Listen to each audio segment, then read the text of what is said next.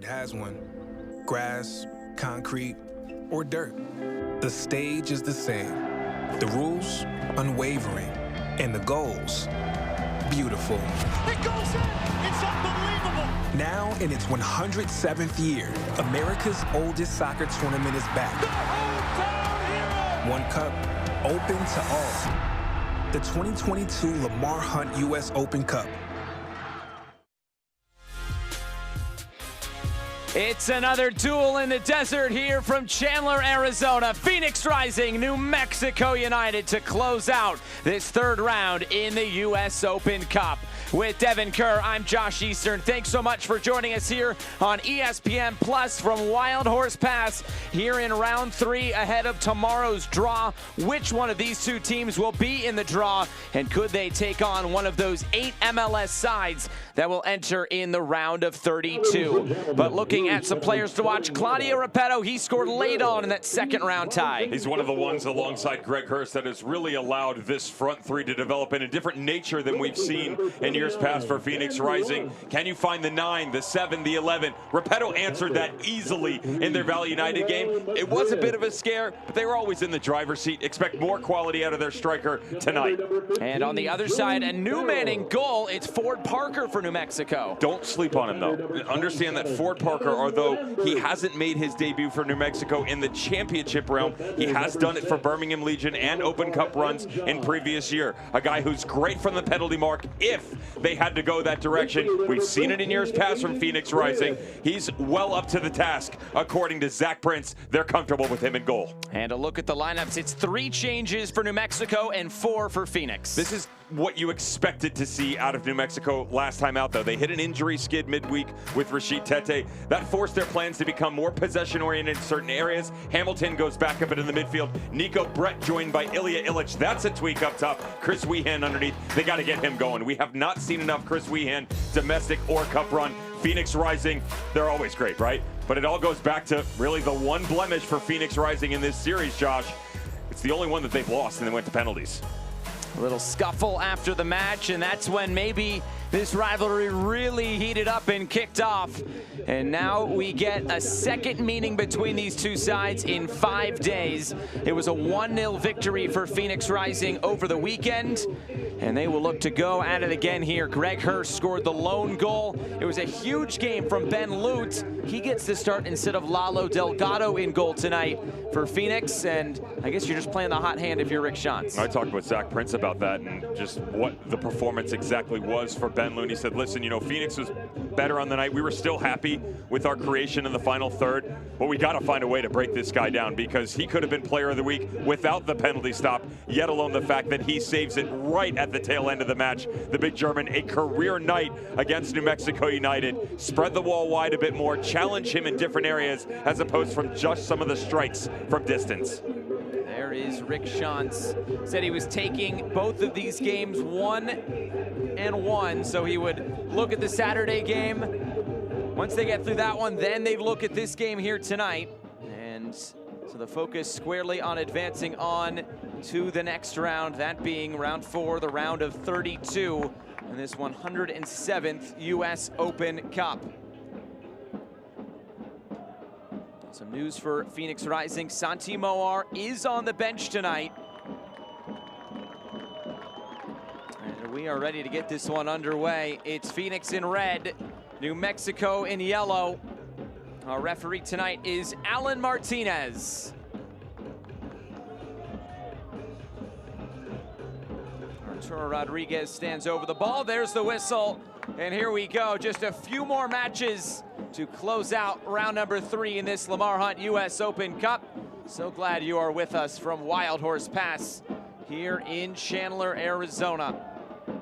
Last round for Phoenix Rising, a 1-0 win over Valley rival Valley United. Took them all the way to extra time before a late winner by Claudio Repetto. On the other side, New Mexico, a little bit more ease for Zach Prince's side, getting a 5-0 win over the Las Vegas Legends. Weehan, Kiesewetter with 2, Ovuka and Sainty, the goal scorers on the night for New Mexico United. And that sets up a second match between these two sides in 5 days, and also a second US Open Cup match between these two sides in their history.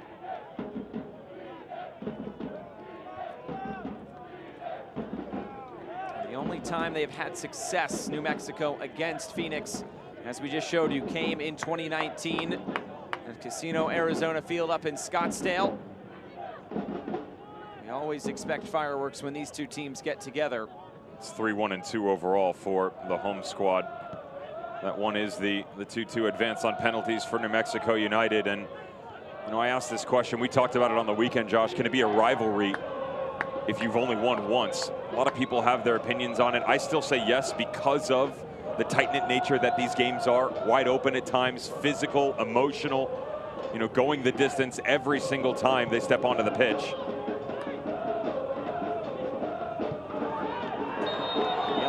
He was bumped as he released that pass, and already this one kicking off. Some pushing and shoving, Weehan and Farrell. I want to talk about a rivalry.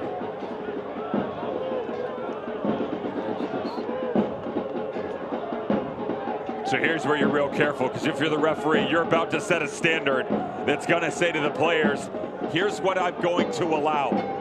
It's a rough tackle in midfield.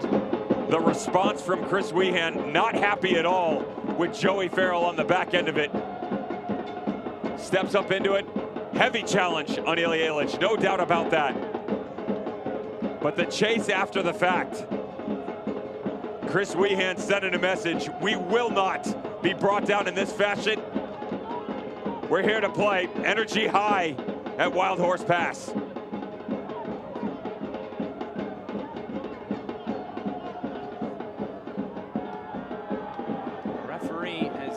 To give any yellow cards through this scenario.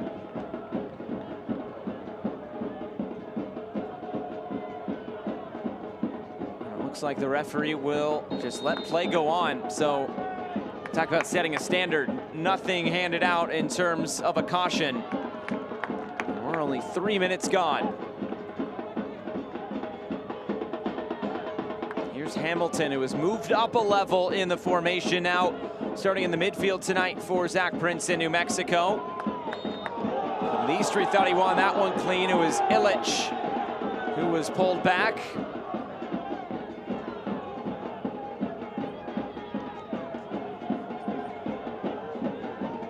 Zach Prince has talked about his side in terms of performance. Happy with the chance creation and play on the ball. He thinks it can and will get better, but held scoreless over the weekend against Phoenix, their first loss of the season. It was 2 wins to start, followed by 2 draws and then the loss. A chance to get things back on track here tonight, albeit in cup competition.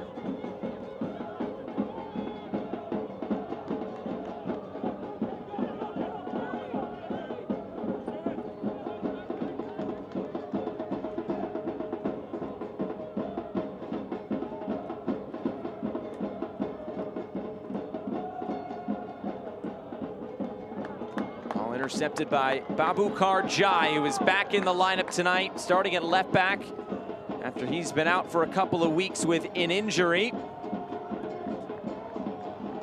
An important player, at least just depth-wise, for Phoenix Rising to get back. He's been kind of that go-to left back. Ryan Flood moving to the bench tonight for Phoenix.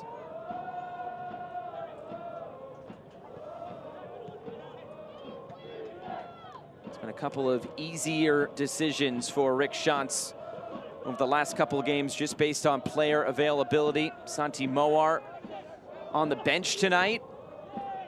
So it's Channing Chaston who gets a run out for Phoenix Rising. Funny how that works though, right? Easier because the squad selection doesn't have as much depth. Now it's more difficult because they stepped up.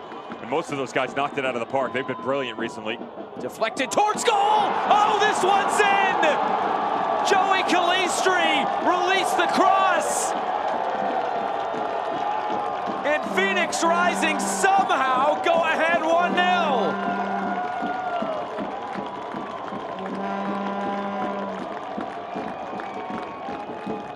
How many times have we seen him come in late in matches against New Mexico United and slay the Dragon? 6 appearances overall against them. 4 make that 7 and 5 for Joey Calistri. 5 goals against New Mexico United, has secured titles, victories, now gives them the opening goal at Wild Horse Pass. And remember this, Josh, the team to score first has never lost in this series. Well, I guess we'll give it to Joey Calistri. I don't know if that will be changed to an own goal or not. But what a start here for Phoenix Rising, and that is the opposite of what you want if you're New Mexico United. You can't even really call that an error. It was just a bad deflection, unfortunate situation. And they'll come forward, they'll try to get one back. Remember, the game on Saturday between these two, the only game in which multiple goals were not scored by both sides in a match between these two. There have been plenty of goals, and we're maybe expecting that again tonight.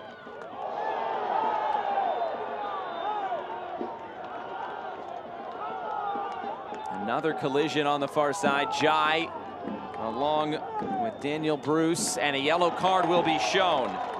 Referee took his time to think about it and then issues. You can only let it go on so long if you're the referee, right? Given the challenges that we've already seen fly around here. Ball whips to the outside.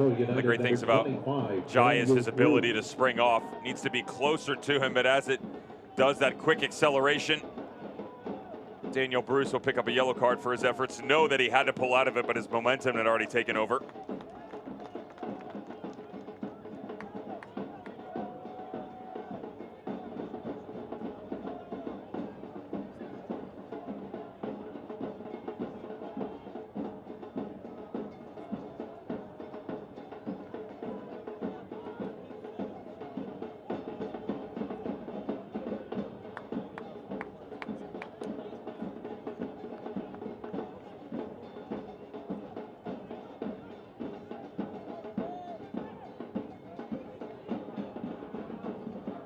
Farrell trying to break the lines. Repetto gets it out wide. Here's Calistri. If it stands, it'll be 5 goals against New Mexico for him. Epps plays this in. Repetto was offside.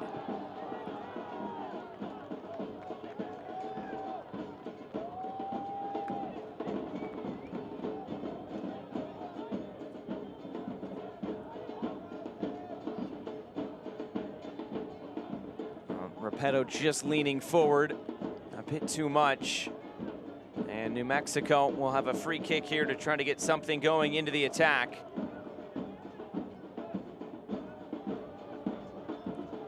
Well, prior to the win against Valley United in the last round, Phoenix's prior US Open Cup win last came in 2017 against Fresno Fuego. It's been a while since they had tasted success in this competition. And of course, you can't talk Open Cup with how New Mexico and their run in 2019. A sliding challenge will put this out for the game's first corner kick. Of course, New Mexico getting all the way to that match at Minnesota United. They lost 6-1, but a magical run put together by Troy Lesesne at the helm in that inaugural season for the black and yellow.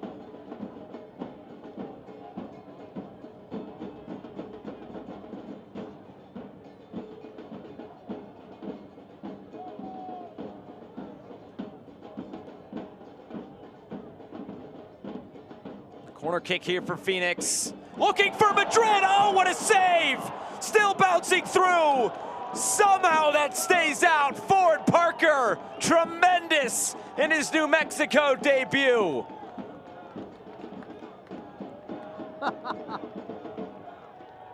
No Tim Bacchus, no Cody Mizell, and Ford Parker 100% after the bumble and debacle that was the opening goal. Has a response. Some kind of momentum here from Manu Madrid. Down, away from the goalkeeper to the corner.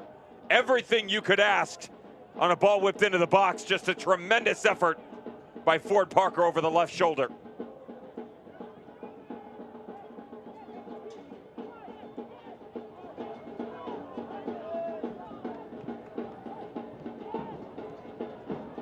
This over the top again.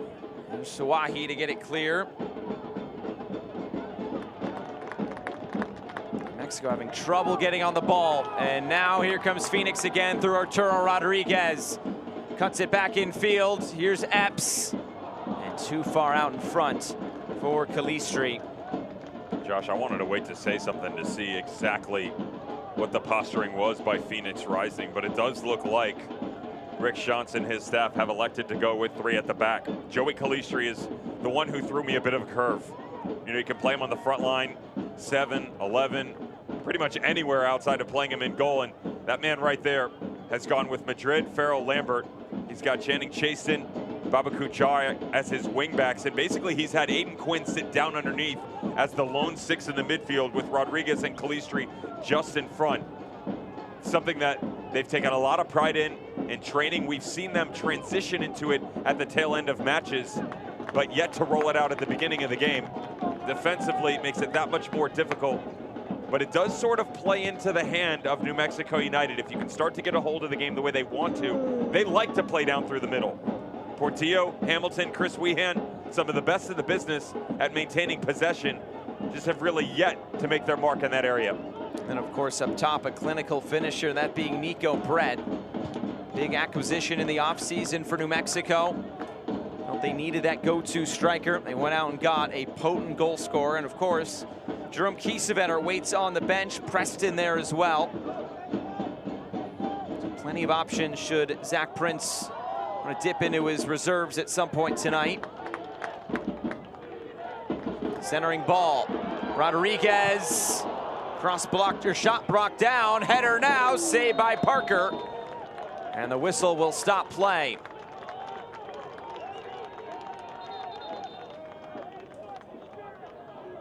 This is a heck of a ball. Watch Marcus Epps. 1-2, apologize for that. Third one, yeah, that's a victim. And then Marcus Epps, brilliant vision.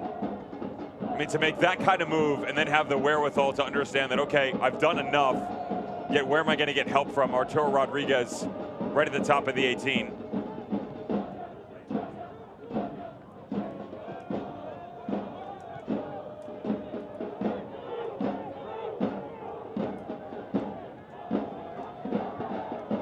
Long over the top. First touch of the game for Ben Lunt, coming off a Player of the Week performance in the USL Championship. I don't know how often goalkeepers have received that honor. Can't be often, but Lunt, his performance worthy of that award.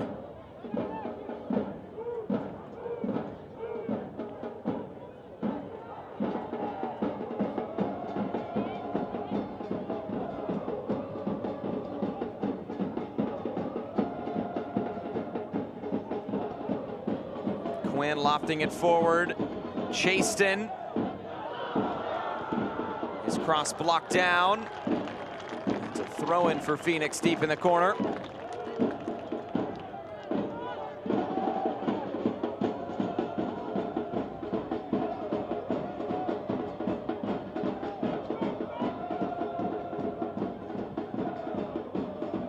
Pass off the mark.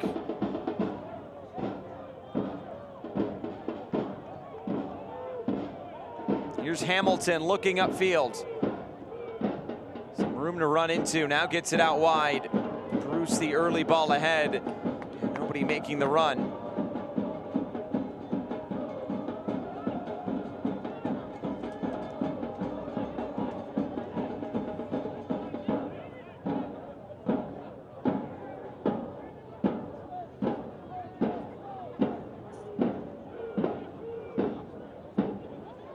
Cut in field by Rodriguez. He gets it out wide for Jai. Now Calistri.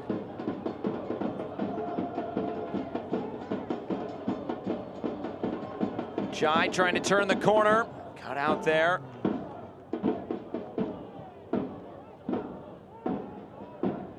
Mexico just having trouble keeping the ball at the moment.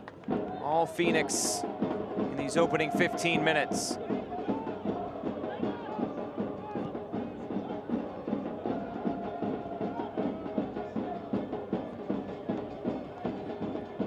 Rodriguez. Taken off the ball by Hamilton. Now Illich for Weehan.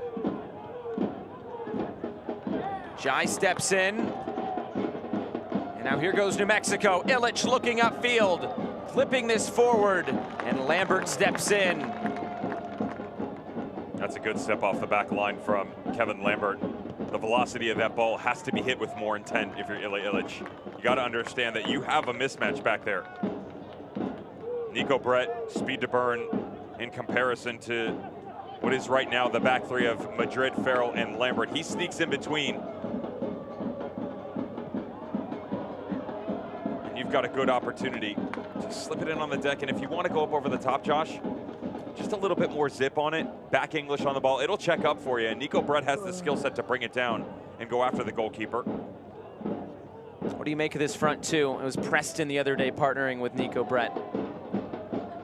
That was definitely a more direct look, but they weren't able to get on the end of it, right? You know, talking with Zach Prince about what they wanted to do and how the game played out, you know, he felt like they forced their hand down the interior too much. It is definitely one of their biggest assets. I just mentioned a couple of minutes ago, Justin Portillo, Sam Hamilton, and Chris Weehan.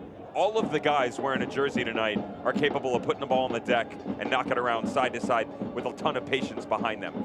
But they had that quick fire option up top and they didn't use it. Instead, over and over, they slammed it right down the middle. So it's funny, you want to change it up. As this comes in, it's taken by Parker. You want to be more direct is what the option was, you know, in the dressing room of, okay, guys, here's what we didn't do. Let's go do this. Let's be more direct. But when you bring Ilya Illich in, he actually slows the game down a little bit. That's not the worst thing. You just have to look for the speed in other areas. So when Phoenix Rising comes narrow and the two wingbacks step off and you get the back three isolated, that's when Harry Swartz and Daniel Bruce are going to have to step up, get in behind, and challenge the shape of this Phoenix Rising back line.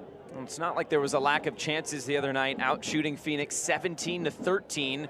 Just no goals to show for it. It doesn't happen too often here at Wild Horse Pass. You just mentioned player of the week.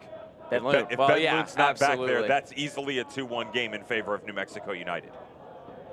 Hard fought between both, but would say probably the better of the opportunities definitely came from the visitors.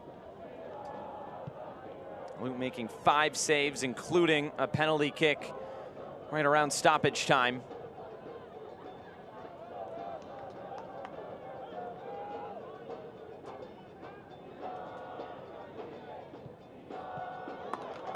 Repetto stepping in to win it back for Phoenix, distributing for Chaston. Goes right through the legs of Swartz, plays this ahead for Rodriguez, and Parker slides in.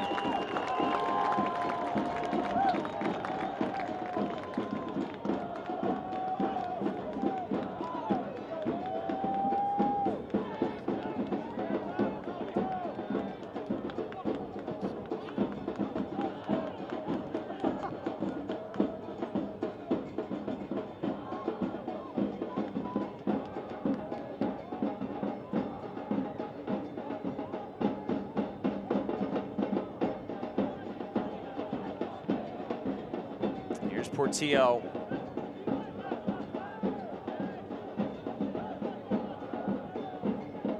Some good action in the Open Cup tonight. Currently San Antonio FC, Austin FC 1-1 in the 90th minute.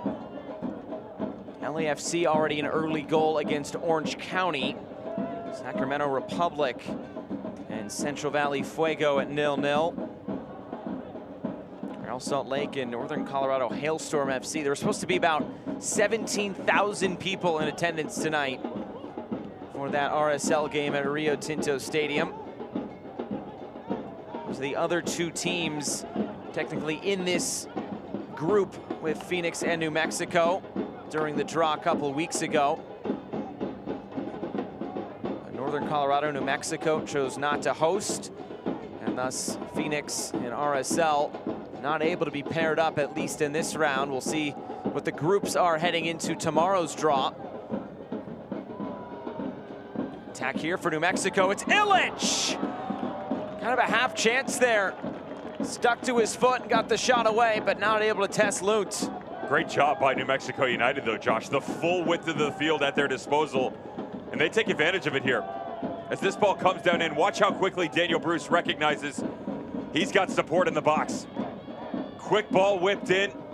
Illich actually had Nico Brett behind him. Joey Farrell with a nice step that probably would have gotten to it. Still able to get a strike off, but that's exactly what Zach Prince is talking about.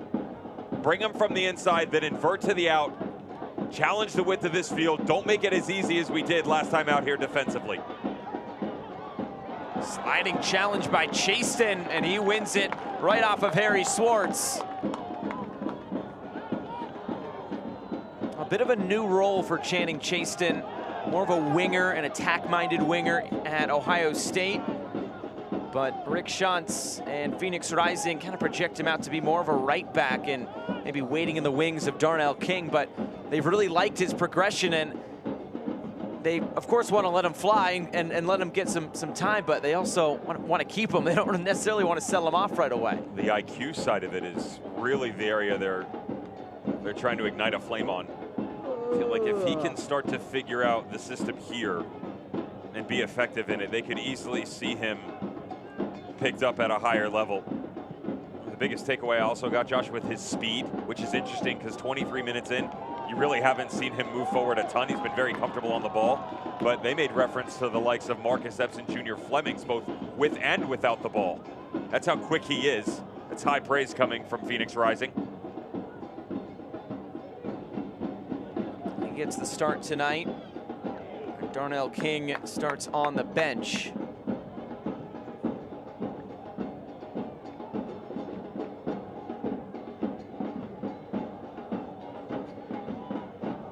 Looks like it's Aiden Quinn who wears the captain's armband tonight for Phoenix.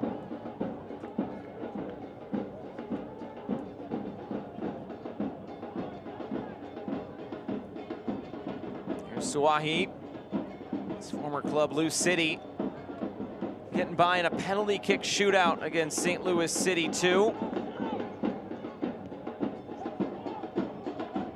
Thought that was going to go to goalkeeper kicks.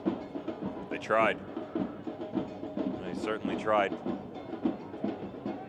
No cup sets yet, huh? Oh, how about Union Omaha last night? Well, I'm talking about this evening. Oh, okay. Josh, you're I'm looking at so the third round as a 24 whole. hours ago. I know, I'm sorry. So many games. 13 games today. Plenty to whet your palate. How about San Antonio? Tying it up. 82nd minute, Elliot Collier. There's one that I think people look at that game, the Austin-San Antonio game, and look, I get it. It's an MLS team. It's a USL Championship team. In theory, it should be a cup set.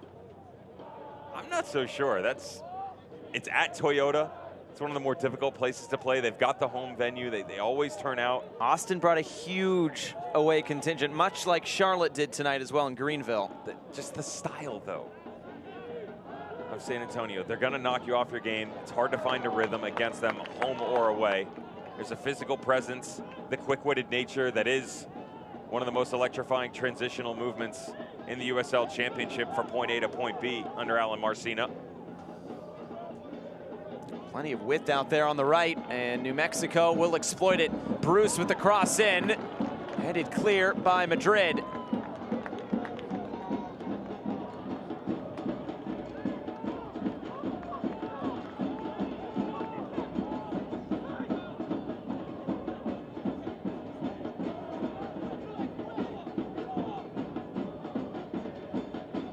Oh, how about this?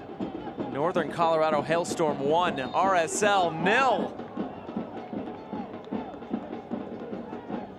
Any confirmation on it, just happened. That would be quite the goal. Shot from distance, and an easy save there for Lunt right down the middle. Mexico trying to get something going forward in this match. Haven't really had too much inside the box.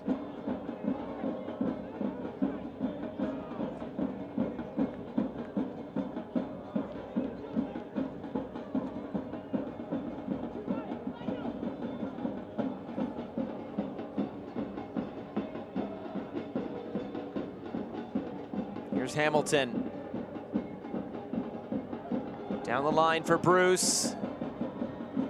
He'll Send this cross in, plenty of air under it, and Lund able to sprawl up to get it. Quick outlet ball, and here's Rodriguez. He's taken off the ball. And a free kick coming for Phoenix Rising.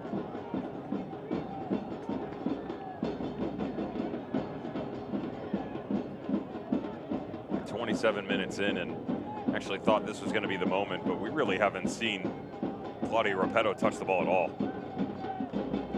I've obviously seen him take a touch, but for Phoenix Rising, there's been some nice buildup within this three that they've rolled out here this evening.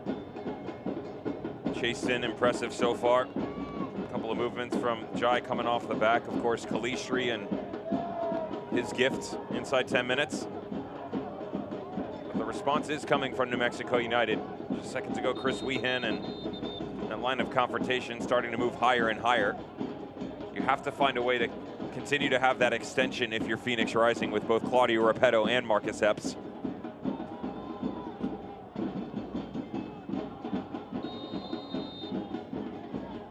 Phoenix always dangerous on set pieces. Rodriguez, not the required service.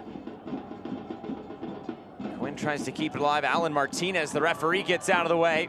Here goes New Mexico, ball played into space. A little too much on it as Lund is there.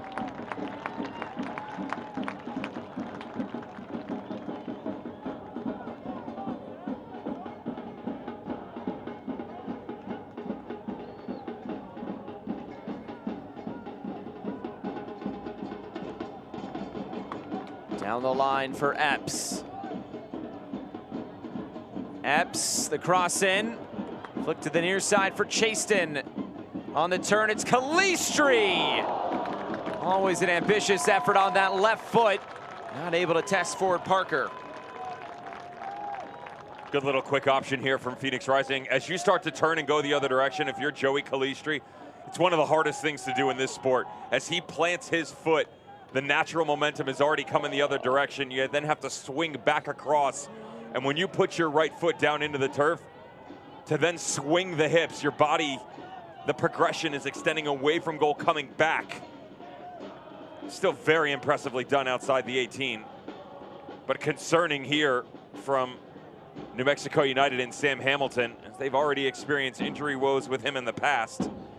The fibula fracture that was the summer of 2021. Regular starter saw him out. Only 11 appearances on the season. And this is one that when you look down the roster, you cannot afford to lose him. Such a versatile player.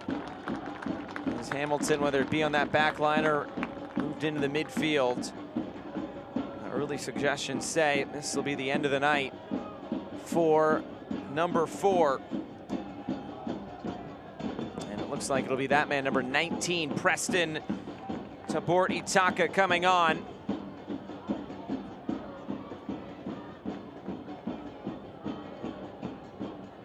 He got the start the other day up top. His first season with the club. This really has just not gone the way New Mexico was hoping in this opening half hour. An early, I call it a fluke goal, and now one of their leaders going down.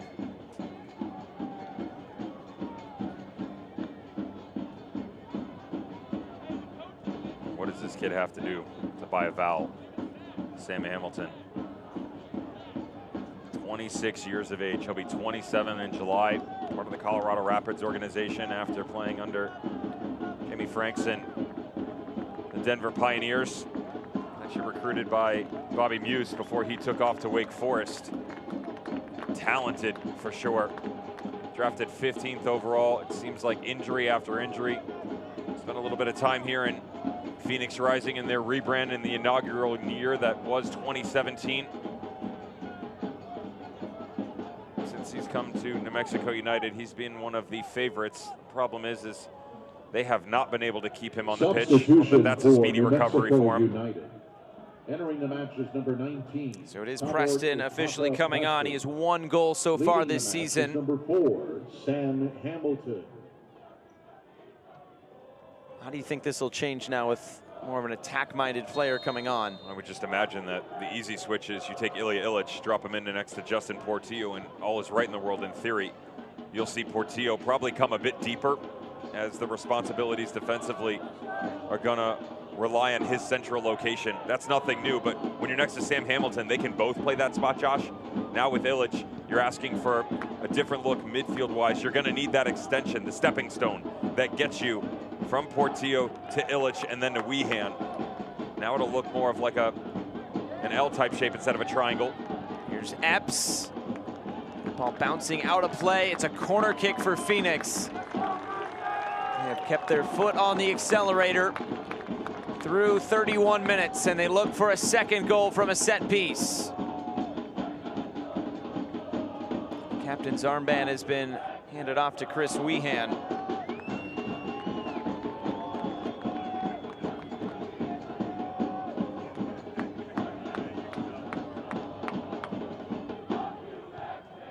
This one's curled in, punched away. Jai stands this back up, an easy catch for Parker. Quick distribution. Chaston headed right into the path of Brett. Now it's Preston coming forward. Preston goes down, it rolls through for Lunt. Chaston took a chance there, didn't quite pay off. Wait till you see Babakar Jai and what he does here, because it's the tiniest little touches that he gets that just disrupts the flow of Preston. Great move to the inside right there. Throws the natural stride off of their striker, which enables the pressure to come back over. Just stay here if you're New Mexico United. It's a quick response after the departure of Sam Hamilton. Stay with the pressure. You've gotten on the ball a bit more. They've actually dropped Wehan in instead of Illich. Can understand that as well.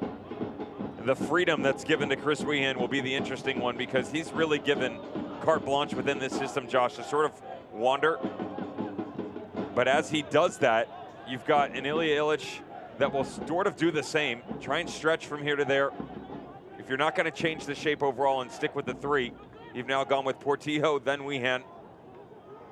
Just got to make sure you're still able to lock down the middle of the park. Space to stride forward for Yearwood. He'll play it out wide and too far wide. Out for a Phoenix throw-in.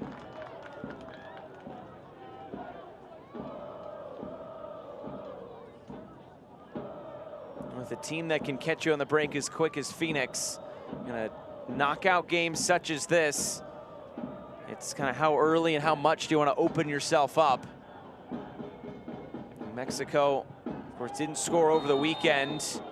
Looking for something here in this one. They'll need one to at least get back level. Trying to have a chance to advance.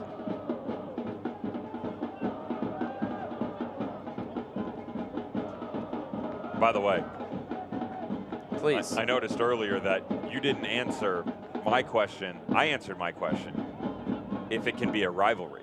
Do you think if one team out of, what is it now, six matches in all competitions between these two, Phoenix Rising holds the advantage, 3-1-2. As mentioned, the one blemish, which Open Cup will consider a draw advance on penalties, is the loss back in 2019 that went 2-2 in the distance. Is it a rivalry if the team only takes it down one time? Here's Preston, puts this shot well out wide. It was deflected. I will get your answer here. Actually, it's going to be a goal kick. Another coming together as Preston stays down. To answer your question, I do think it is a rivalry. Let's look at the replay first. This ball comes the other way. There is a little tangle up here. Watch from behind, right here. No, okay. Actually thought the contact came beforehand. Instead, Preston releases it. No foul there, and as it comes back across, Mono Madrid, you know, some referees, I will tell you, the intent coming back through on it, even though the strike has already come off, they'll blow the whistle for it. But to answer your question, I do think it is a rivalry. One, and it's always natural, you get this a lot, proximity. Yeah. That has to be It doesn't have to be. It's a big part of rivalries. And two, you saw how much that Open Cup match meant back in 2019. That's the only time New Mexico has gotten anything off of Phoenix, and that's how it was started, it seems like. I think you factor in both of those things. New Mexico, an ambitious club, especially in this competition. I think the factors are there for a rivalry. And it's still very early. There's been 6 matches. There's some emotion and hatred that runs much deeper than the results on the surface. Sure. Yeah. All of those equal rivalry in my book as Brett puts this out. But at some point, as the years go on, if you want it to be a competitive rivalry, you got to start winning. Absolutely. That's the next ingredient for New Mexico. Otherwise, it's big brother, little brother, right?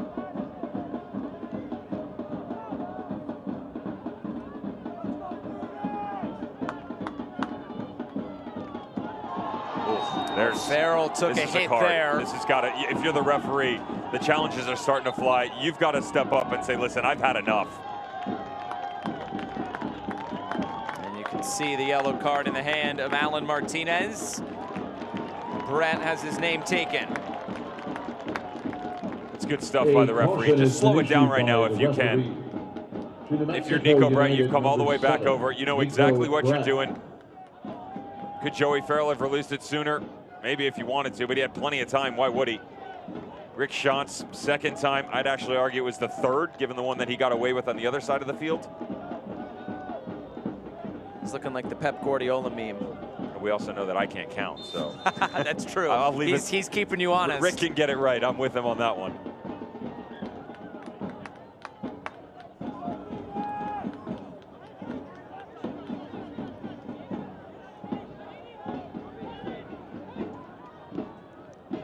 Comes Phoenix, and some space for Arturo Rodriguez. In for Epps. Chaston provides the width. On his left foot, curls it into a good area. Nobody making the run. Rodriguez was the closest to it. I like him, Josh. Yeah. He's crafty. Channing Chaston on the unfavored left foot. Watch his hips. As a defender, it's a nightmare. You know the speed is there, and you have to be honest because he wants to get it to the right foot, get down to the byline, and cut it back across. Good on Harry Schwartz. He keeps the play in front of him, but that quick little touch back in, and then beautifully whipped to the back post. It's got just enough underneath it for anybody on the backside to collect and go. Just the runners a tiny bit off. You want another score update? Should I sit down? I think you already are. All right, I'm ready for it. San Antonio 2, Austin FC 1. Wow. The Fighting Alan Martinez getting it done. Still some time to play. Also, LAFC have added another goal at Orange County, or pardon me, at home against Orange County. So that's 2-0.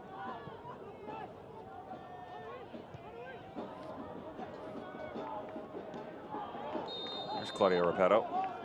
Welcome.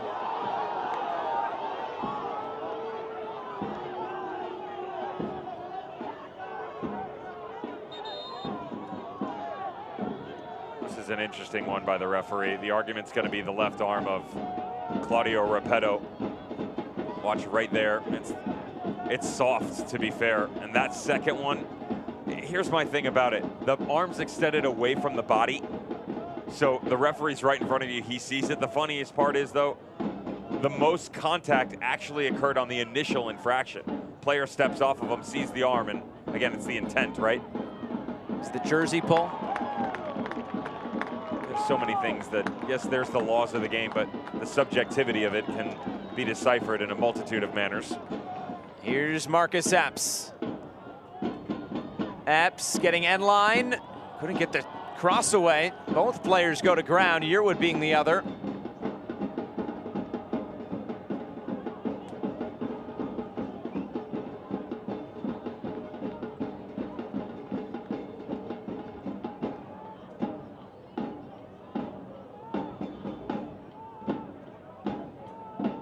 I don't remember. Who did you say would go the farthest for a USL Championship side in this competition? I said because of the draw. Okay. That I picked a team in the Western Conference. I said because of the draw that it would favor Phoenix Rising. Okay. I feel like this is probably the deepest this team has ever been. And, you know, it definitely bodes well for them that they're starting to figure it out here, right? They've always, every team has pieces that you could call their weakest link, but they've hit their stride over the past couple of games. There's a real belief that no matter who they are, what position they're in, they can go out and win. Here's Calistri. Calistri! Trying to wrap that left foot around it, just missing the outside post. Whether you want to give him that first goal or not, he was looking for a second. The most we saw that was threatening for Phoenix Rising on the weekend was a team that was quite narrow in its actions moving forward. They had 3 up top, they pinched themselves in, but the runs still came from that front line. Now that you bring Calistri down underneath, you've got to make some decisions, right? Do I continue my run down fourth? He didn't have enough support, so selfishly, he cuts back to the inside. I love the decision. Some contact just outside the area. New Mexico keep this alive. Looking for something tangible on goal. Haven't had much.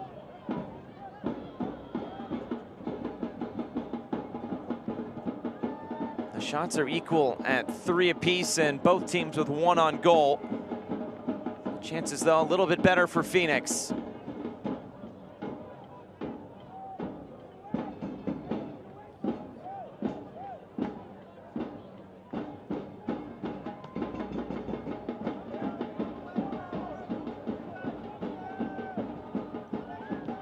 Weehan trying to play through the lines. Brett defended by Farrell. Rodriguez was pulled back.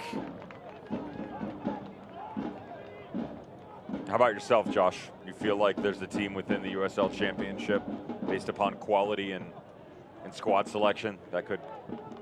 I think if, obviously, this Phoenix side, for a team out east, I would say Lou City. I mean, I'm picking two teams with, of course, a long track record. But like we saw tonight, you never know. Yeah, it's also the way that fixtures set up too, right? Like that Lou City team made a deep run where they go to the 16, if I'm not mistaken, in 2018. I think you're correct. Pretty sure, yeah. Final 16. And that team,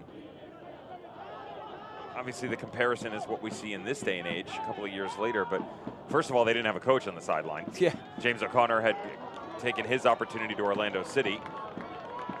Here's Rodriguez. Rodriguez deflected shot. This one taken comfortably by Parker. And John Hackworth had yet to set feet on ground in Louisville, so you had the triumvirate. Del Piccolo, George Davis IV, and Luke Spencer, but the team wasn't super deep. They were just, there was a brotherhood there that felt like they could get the job done no matter the circumstance. That's not the case now, I'm with you. They've got some quality depth. I look at a team like San Antonio, and I'd make the argument they could probably stack up against a ton of MLS teams, but they don't have the depth. At least not to the quality that we're referencing in the other 2 squads. Well, they might be taking down an MLS team tonight in Austin FC, and when you get in the state of Texas, usually the group is within the state of Texas. So that's either an FC Dallas, a Houston Dynamo. Tonight they get drawn against Austin FC. So it all comes down to the draw. We'll get the groups here in probably a few hours. Another ball clipped in, headed along. And Jai gets it out. Shot from distance, takes a deflection. It's a New Mexico corner kick here just before halftime. And it's the first of the match for New Mexico.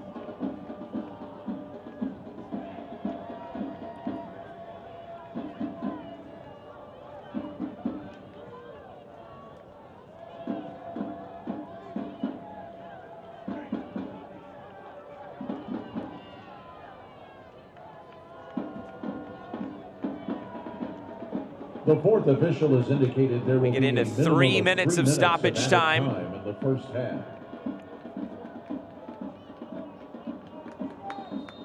Harry Swartz stands over this. Put into a dangerous area, and now Phoenix off to the races. Here goes Marcus Epps. Phoenix in transition, always so dangerous, and Epps couldn't get it right. Coming over was Daniel Bruce, and he was the last man there for New Mexico. This is when this game gets so fun between these two, when it's end-to-end like we saw the other night with the lone goal from Phoenix.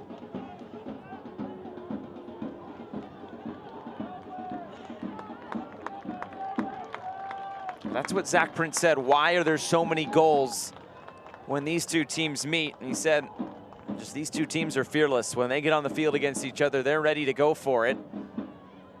But on the other side, as Rick Schantz has said, maybe we're not as expansive as we've been in past years. Maybe we need to win 1-0, 2-1, get it done defensively. Said every team kind of writes their own path, and maybe that's the path for this Phoenix team. I like that idea, though. You know, they've always relied on the other end of the field. They've had really good goalkeeping, and then, respectfully, a back line that's been at times patchwork, right? I mean, you look a couple of seasons ago and Damian Lowe and him coming in, Corey Whelan, right center back, left center back, right back, three. I mean, pretty much everything. But they were always searching for what that regular look was going to be. You don't just have a look here. You've got a couple of options on the back line, Josh. Epps runs it through for Chaston. Within that versatility and those options, you ask questions. A good turn here, but the shot lets him down. Jai had the opportunity there for Phoenix. So it's the setup in one game on the weekend, and you give them a totally different look this time out. So you're challenged in different areas. Joey Farrell, Manu Madrid, they've been on the ball a lot more. Everything trying to run through Aiden Quinn. And the finished product still that 1-goal buffer that we saw in Saturday's matchup. But you've seen this Phoenix Rising team for a couple of seasons now, and pretty predictable normally, right? And yet we've seen two very different teams in terms of personnel and setup, and more importantly, the execution on the field in 5 days. That's a different look than the past couple of seasons for Phoenix Rising.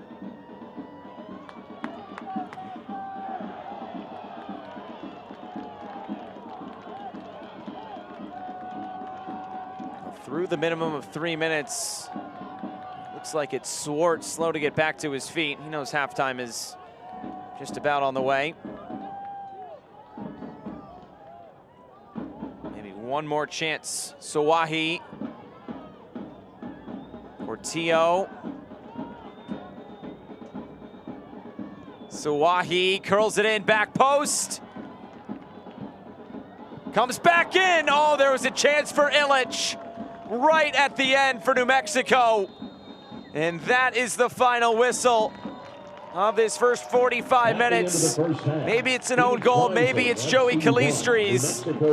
We have hit halftime here from Wild Horse Pass. Phoenix out in front 1-0. And a great opportunity to advance on. New Mexico grew into this game, but now they will need a goal. Can they get one in this physical desert derby between Phoenix and New Mexico? Halftime from Wild Horse Pass. Phoenix Rising 1, New Mexico United 0.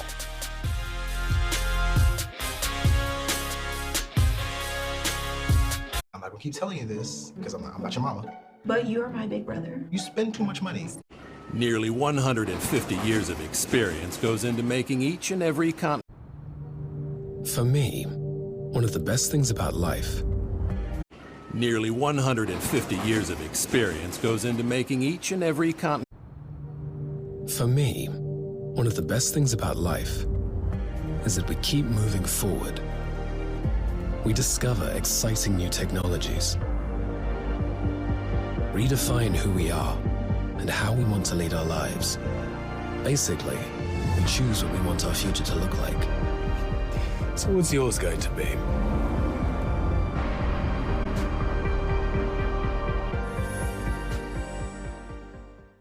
Sorry about the mess. My boyfriend and I are having a tough time finding an apartment. Who knew the mistakes of my 20s would come back to bite me? Listen, I was in the same boat as you. My husband was the worst with our finances. The thing that saved me was Chime's Credit Builder Secured Visa credit card. By making on-time payments every month, it helped me raise my score by 30 points. Chime can do the same for you. Thanks for the advice. Wanna help me find an apartment? You're on your own for that. Fair.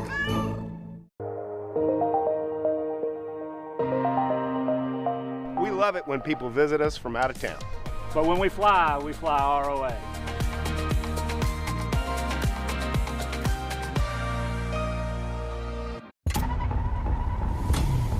Tired of small men hijacking this club, letting their ego, their weakness dictate. Man can't be scared to get his own hands dirty.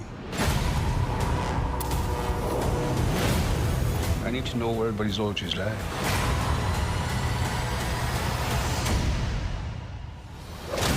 FX's Mayans, all new Tuesdays on FX. Stream on Hulu. At Metro by T-Mobile, you can upgrade to 5G and save more with one line of unlimited 5G for just $40, period. That's the lowest price in prepaid. Switch now and take your movie night to new heights with 5G. Only at Metro. Hi, I'm Caitlin, and a little thing I love about the Smokehouse Barbecue Bacon Sandwich is when you taste that bacon, you get that smoky flavor with that sweetness from the brown sugar. So you just get sweet, savory, and it all blends together into this perfect bite. Hey, I'm Katora, and a little thing I love about the Chick-fil-A mac and cheese is it kind of melts in your mouth, so you know it's creamy, cheesy, and delicious. This gooey mac makes me cheese every time. Scores and stats make you wanna get that. It's only for everything, the ESPN app.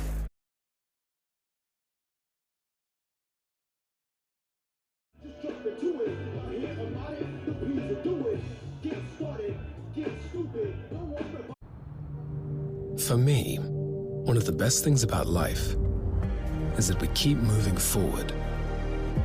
We discover exciting new technologies,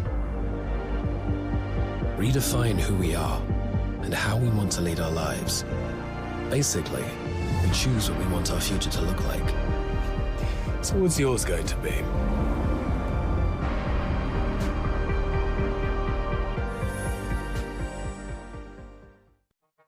I'm Samantha. And I'm Dan. And we renovate RVs. Before we had Chime, we were pretty much paycheck to paycheck. My favorite feature of Chime is their spot fee. It just gives me peace of mind when I'm buying stuff. We use Chime's secured credit builder card, and we've upped our credit score 40 points. By making everyday purchases with on-time payments. I Chime because building our future and planning ahead financially has never been easier. Now more than ever, it's important to support our local economy. That's why when I fly ROA.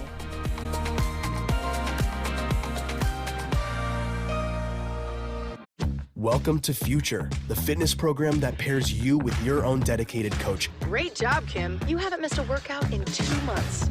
You have this person that is genuinely there for you to help you reach those goals. Kyle, seeing your heart rate pick up, let's keep that intensity until the end. Pushing the boundaries, getting a surprise workout that whoops you. Anybody at any fitness level will have a coach that meets you exactly where you're at. It's more than an app. It's more than a personal trainer. It's your future. Today I'm trying out the Everlywell Food Sensitivity Test. I decided to get this test because I think that there may be some foods I'm sensitive to that are affecting my stomach. After collecting my sample, which was super easy by the way, I've sealed it in the prepaid sleeve and shipped it off to the lab. It was much easier than I expected. I received an email on my phone that my results were ready, and just like that, I figured out that there are 13 foods that I'm sensitive to. Getting insight on what may be causing my stomach pain feels so good. So what do you love about your Always Pan? It's a kitchen magician. Have you ever seen a pan cook 3 things at once? The non-stick, incredible. The built-in spatula rest, genius. I just learned to cook and this pan makes it so easy. I gave away half my kitchen when I found the Always Pan. It does it all. Boils, steams, fries, sautés.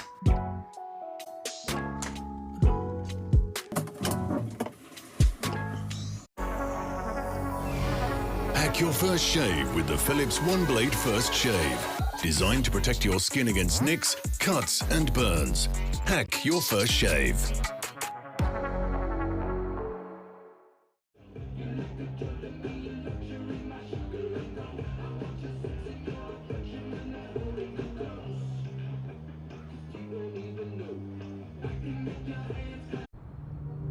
For me, one of the best things about life is that we keep moving forward. We discover exciting new technologies, redefine who we are and how we want to lead our lives. Basically, we choose what we want our future to look like. So what's yours going to be?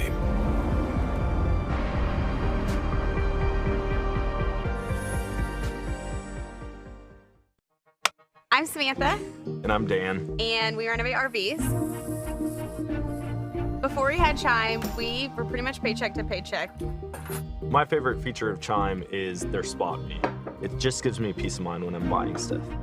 We use Chime's secured credit builder card, and we've upped our credit score 40 points. By making everyday purchases with on-time payments. I Chime because building our future and planning ahead financially has never been easier.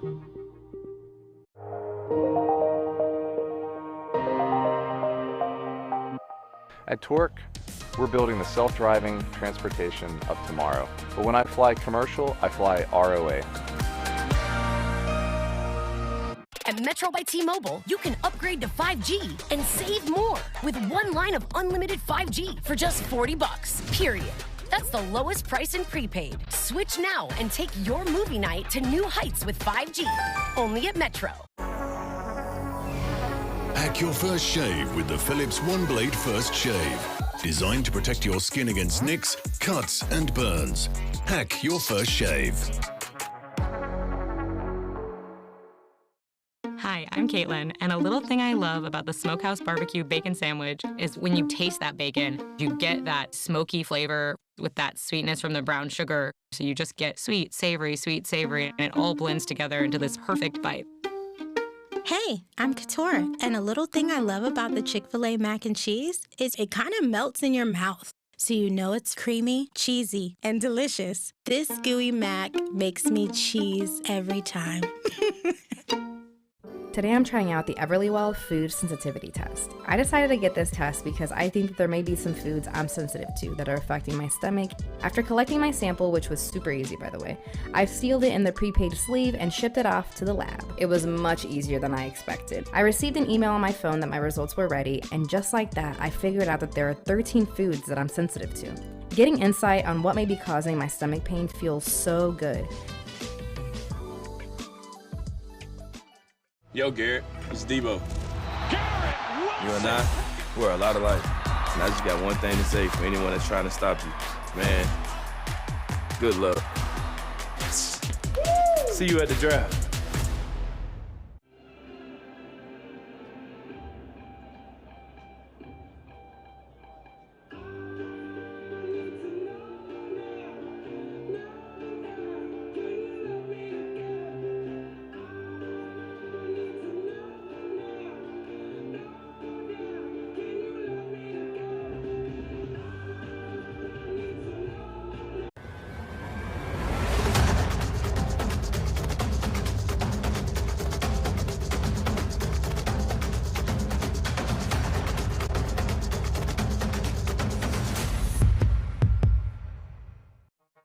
I'm Samantha. And I'm Dan. And we renovate RVs. Before we had Chime, we were pretty much paycheck to paycheck. My favorite feature of Chime is their spot fee. It just gives me peace of mind when I'm buying stuff. We use Chime's secured credit builder card, and we've upped our credit score 40 points. By making everyday purchases with on-time payments. I Chime because building our future and planning ahead financially has never been easier.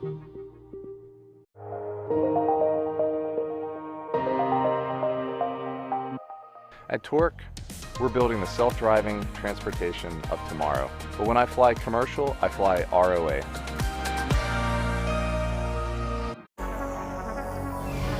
Hack your first shave with the Philips One Blade First Shave. Designed to protect your skin against nicks, cuts, and burns.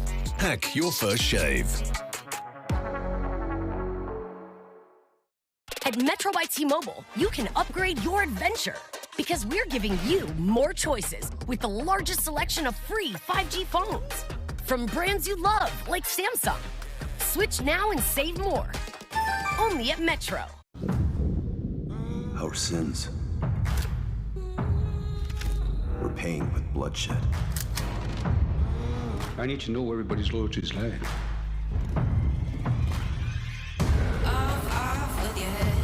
learn from our past, we can protect our future. FX's Mayans. All new Tuesdays on FX. Stream on Hulu. Hi, I'm Elena, and a little thing I love about the Smokehouse Barbecue Bacon Sandwich is the barbecue sauce. There's something in that sauce when it meshes with the chicken and the bacon and the bread all together. I mean, it is like an explosion of flavor. Hi, I'm Rashard, and a little thing I love about Chick-fil-A's mac and cheese is the cheesy goodness at the bottom. The way that it combines with the crispy baked layer at the top is like that added flavor, that extra jazz to it. Once the fork reaches my mouth, that's it. Welcome to Future, the fitness program that pairs you with your own dedicated coach. Great job, Kim. You haven't missed a workout in 2 months. You have this person that is genuinely there for you to help you reach those goals. Kyle, seeing your heart rate pick up, let's keep that intensity until the end. Pushing the boundaries, getting a surprise workout that whoops you. Anybody at any fitness level, you have a coach that meets you exactly where you're at. It's more than an app. It's more than a personal trainer. It's your future.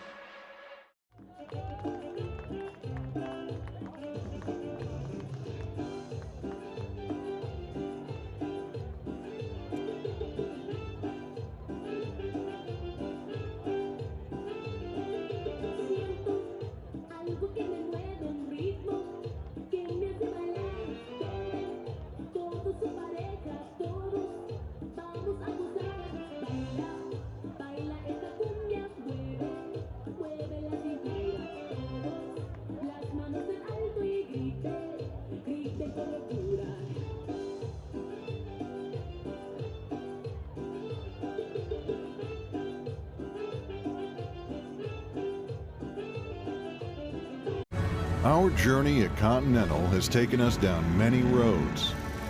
And when we first started, they weren't even paved. In Phoenix Rising and New Mexico United, this is the lone goal of the game. I don't know if you want to give it to Joey Calistri or an own goal. Nonetheless, it's 1-0. I'm giving it to him because when he goes into the locker room, boys, I was playing the bank shot the entire time. I promise you that one. Did he call it? He calls it, absolutely. Joey Calistri tries to whip this in, comes off Will Seymour, and the recovery from Ford Parker can't get there quick enough.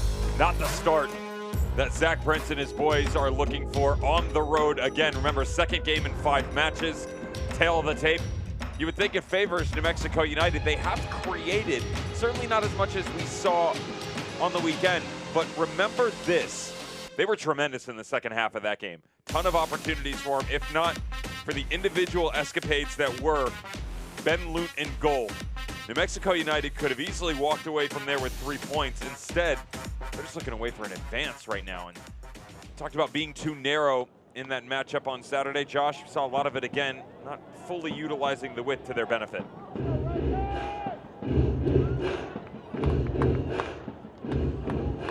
One sub at halftime for Zach Prince and New Mexico. Radi Ovuka will be coming on for Daniel Bruce. The 22-year-old scored in the 5-0 win over Las Vegas Legends in the second round. As we get this second half underway, thanks for joining us here on ESPN Plus. With Devin Kerr, I'm Josh Eastern. Third round action of the Lamar Hunt U.S. Open Cup. Phoenix right now out in front. And if things stay like this, they will have their name in the hat for the round of 32. And as Rick Schantz has said, he would love to host an MLS side here at Wild Horse Pass. A chance to do that if they can advance.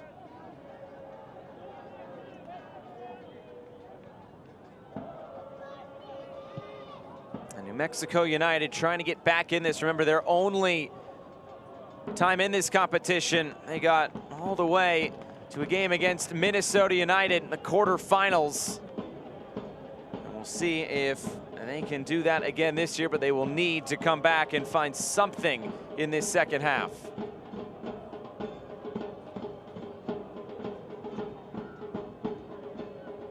Towards the end line, Jaston trying to get this clear. Ovuka just on the field, getting tangled up with Jaston. It would just be a throw-in.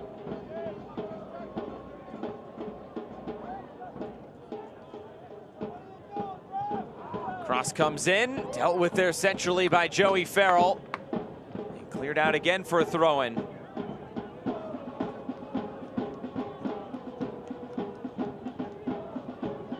Long throw for Portillo. Keeps it moving. Swartz curling it into a dangerous area. Phoenix able to get this clear. Now Sawahi, good start to this second half for New Mexico. Swartz, cut off by Jai, stays with it. Cross blocked down. Another throw in coming, and appeal for handball as well. I don't blame him. This comes off the hand. It's right in front of the assistant referee as well. Oh, Swartz goes down right at the edge of the area, and again, no whistle. We talked about the precedent that the ref set early on with no yellow card, and now a few fouls, a handball call, and nothing. Good hold-up play, and on the turn, his footing is a bit off. The lean is already there. Watch Harry Swartz. He's already leaning into it, expecting the contact to come from Babakar Jai. It's the correct decision by the referee. They did miss the handball minutes prior, though.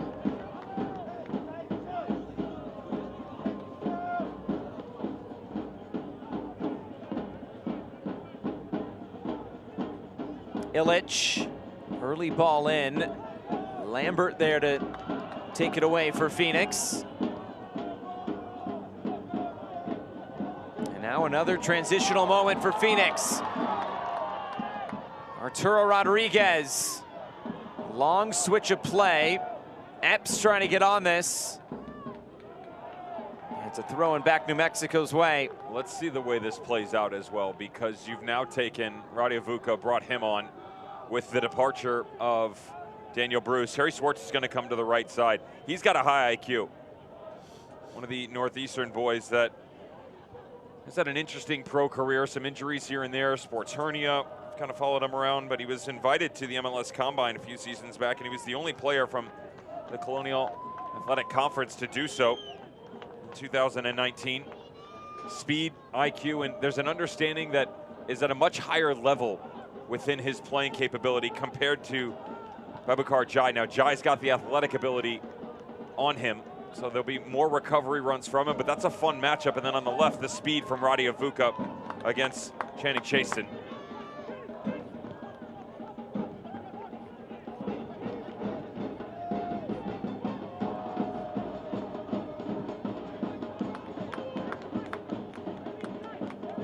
Madrid will start this build for Phoenix.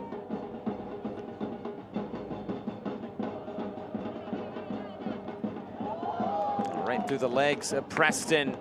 Now Lambert right through the middle. With here by Calistri. Here's the cross, little flick in front, it's saved by Parker. And it looks like the flag up for offside. We'll end the threat there.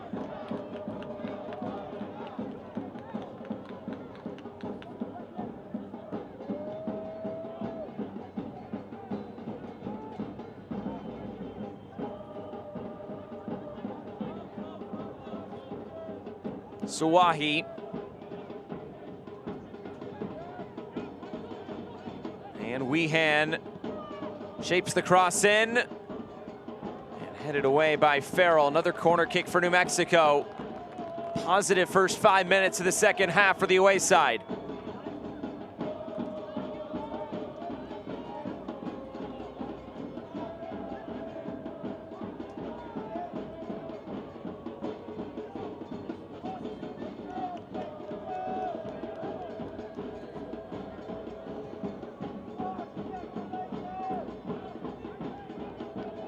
Portillo to take this for New Mexico. A set piece, get them right back in this. Plenty of air under this one. Sawahi trying to get there. Keeps it alive for New Mexico.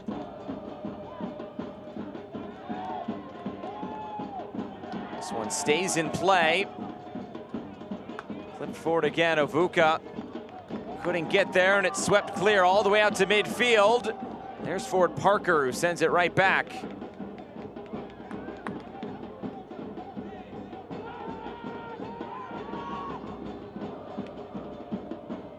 Here's Swartz.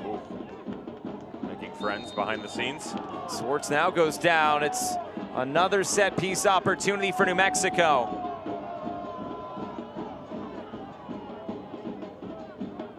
It's just gone final. San Antonio 2, Austin FC 1. Another cup set. Wow. Western Conference finalist in 2021 in the USL Championship. Making some noise. The interstate rivalry that could be. Copa Tejas.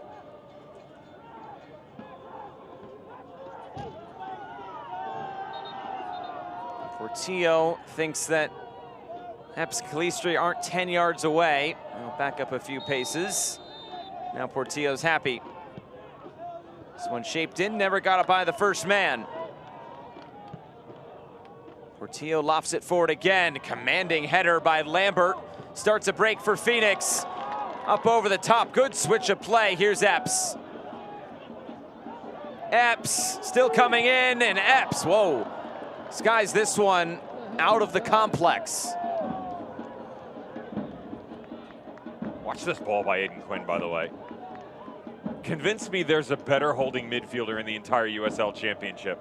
Lambert goes up and wins it. It's one look, and they're off to the races. There is so much that could go wrong in this ball coming up over the top to Marcus Epps from Aiden Quinn. And yet, he hits it perfectly, Josh. He gives you another dimension. I made the argument coming into last season, you didn't need to go get him, right? They had plenty of talent here in Phoenix within their midfield. Forgot something, Arturo. And yet still, you go and get the best midfielder in the entire USL Championship, Aiden Quinn, and now you're starting to see the little reasons why. That ain't it. But the one prior, he does everything, right? He can give you the double-double in goals and assists, but he also just has this calming presence in a midfield, tracks the right spaces defensively. He can stretch the game for you, set-piece specialist. Hats off on that ball that he just played. And Rick Sean said they've been trying to bring him to Phoenix for a couple of years, just for various reasons. Didn't quite work out. Last year they were able to pull the trigger.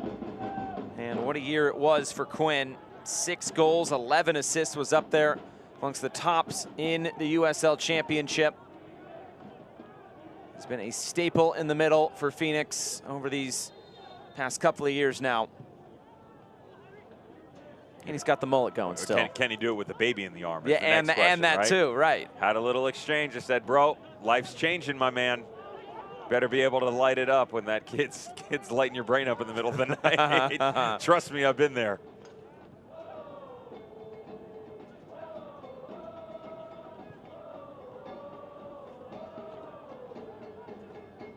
Portillo directing traffic, trying to get out of the way of the referee as well.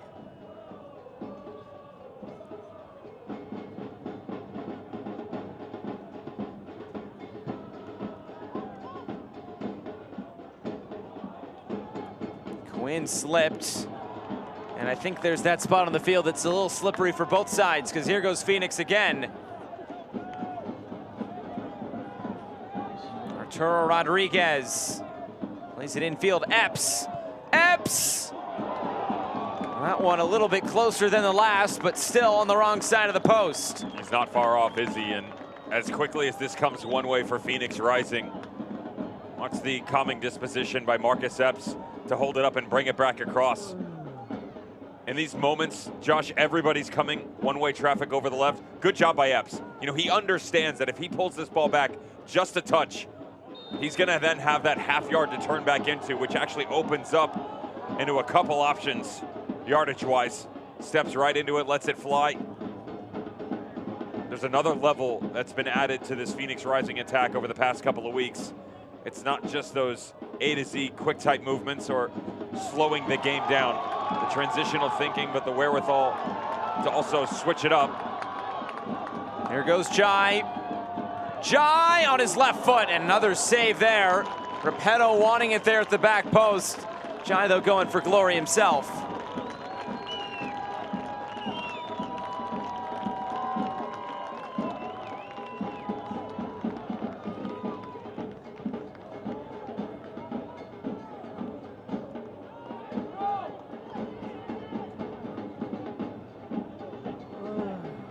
Here's Quinn. Epps. There's Repetto, and he was offside.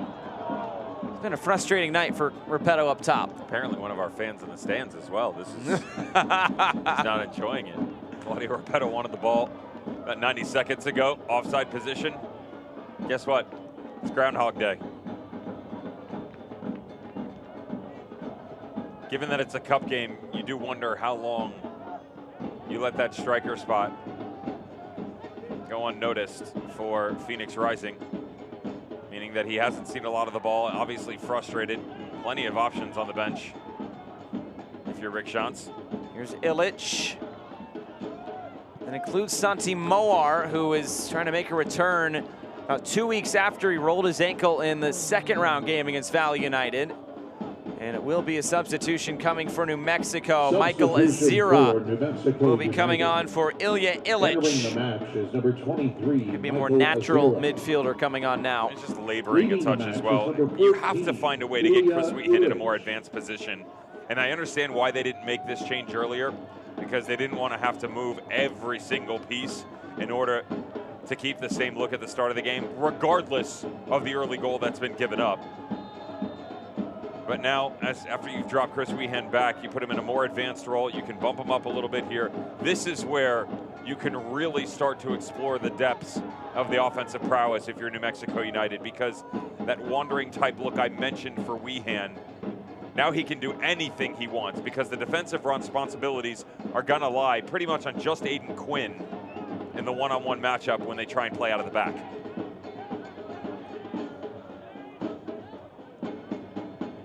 Here's Suwahi. Weehan. Suwahi again. Now width from Swartz. New Mexico looking for a way forward here.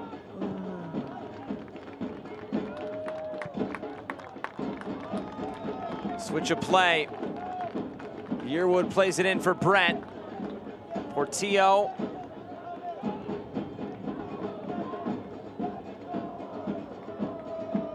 Yearwood taking it on. He wasn't far away. Loon able to see this flash just by the post. The ball that he hit at the beginning of last year could have easily been goal of the season in a couple of leagues. Struck true. No English on it whatsoever. It's definitely challenging Ben Loon. The way that it hops up off the deck, Josh, that much more difficult for a goalkeeper to get his hands on. Line change, Phoenix Rising.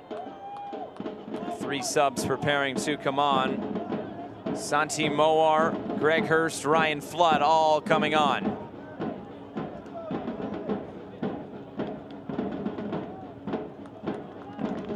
Three subs, we'll see Greg Hurst, Ryan Flood, Santi Moar come on. Babu Karjai, Marcus Epps, Claudio Repetto, all coming out. Leading the match is number 6, Babuchar Njai. Pretty like-for-like substitutions across the board. Is number 17, Greg Hurst. Pretty interesting to see Santi Moar back this quick after a pretty nasty ankle turn. Rick Schantz said he thought he could be out maybe 3 weeks. He's 2 weeks to pretty much the day. He said he was in the training room for about 6 hours the few days after, rushing to get back, and he's back here. He'll get at least a half hour, maybe more if it's needed. Is number 7, Santi Moar. Leading the match is number 20, Marcus Epps. Of course, with Moar, his time with New Mexico United, big part of that run in 2019. And Moar, his second appearance in the Open Cup for Phoenix. The front line of Marcus Epps and Claudio Repetto never really got going tonight in tandem. A couple of looks for Epps for sure that were wide of the mark. I'd say that he probably had at least arguably the best of the opportunities for the home squad. I'm actually a little bit curious if they stay in the 3 here or not.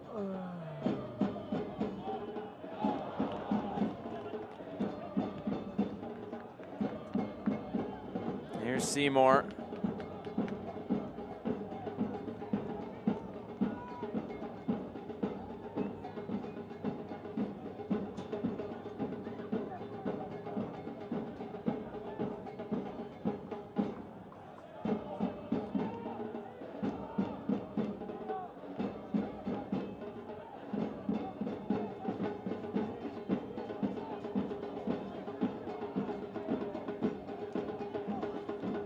A lot of possession in this second half for New Mexico. Still looking for that tally to get back level. Look at Justin Portillo searching too. He's trying to get on the ball, right?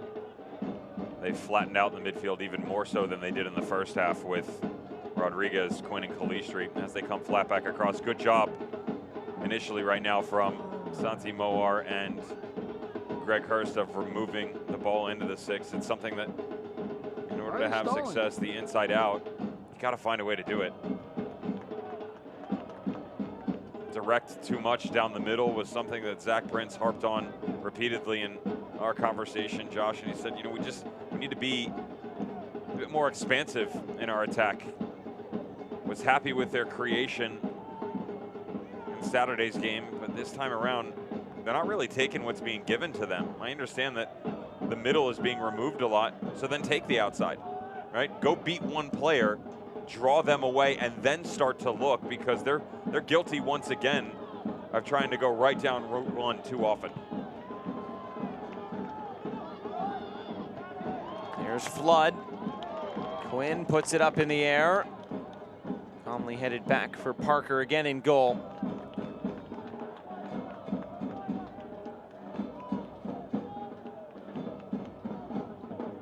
Now, something else to note for New Mexico. There's no goalkeeper on the bench. With Cody Mizell coming in on a short-term loan, he's not in the 18 today. Of course, the injury to Alex Tambakis as well. And here is Arturo Rodriguez. And now Ryan Flood. Cross block down. Flood will have another chance. Flood trying to turn the corner. The ball on the back of Swartz. And now the foul will come on Flood.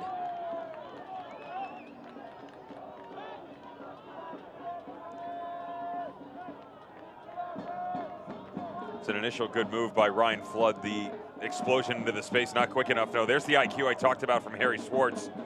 Thought the matchup between Swartz and Jai was the one we were gonna see in the extended version, not the case. Good ball. Right through the middle. This a chance for Nico Brett. He's pulled one back. There's the goal for New Mexico United. And that's the man to score them. It's 1-1, game on.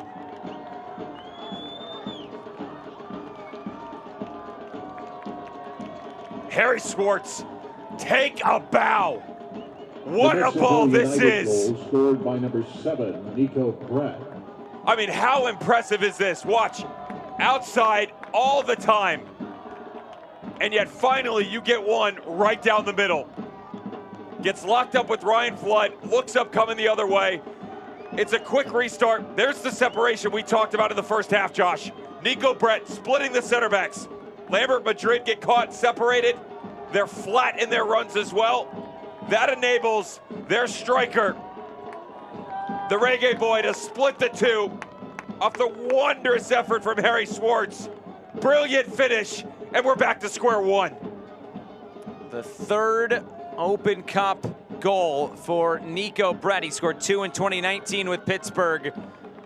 Now, you've been talking about Harry Swartz a lot in this game, and he comes up with a brilliant ball. And Nico Brett, that's who you want on the end of it. It's just an understanding that he knows the game so well, right? And he needed to wait for his opportunity. There have been a couple of looks where I sort of wondered when he was going to be willing to take someone on, and he finally does it. Now, within that chance, there's also the possibility, Josh, that if you don't beat that first player, you've put your team in a really bad spot.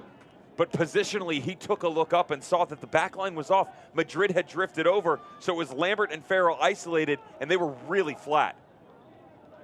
As quick as that ball came off the back line, Swartz took one look up, saw that he had the man advantage that he wanted with Nico Brett streaking through, put this thing on a platter, and let Brett go to work. That was the Open Cup magic back for New Mexico. This game all to play for now, as we're right at the midway point of this second half.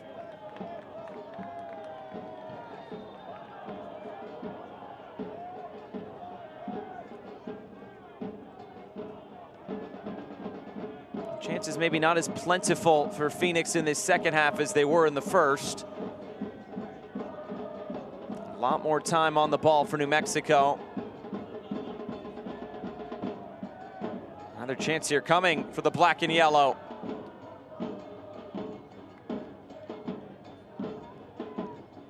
This ball clipped forward again. Commanding header clear by Farrell.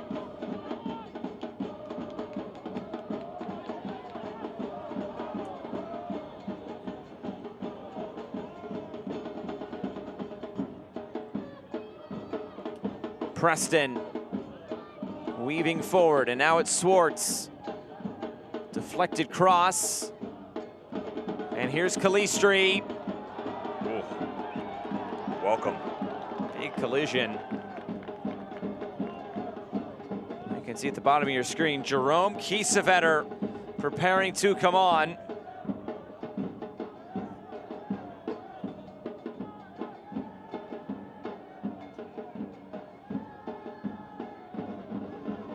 Here's Portillo.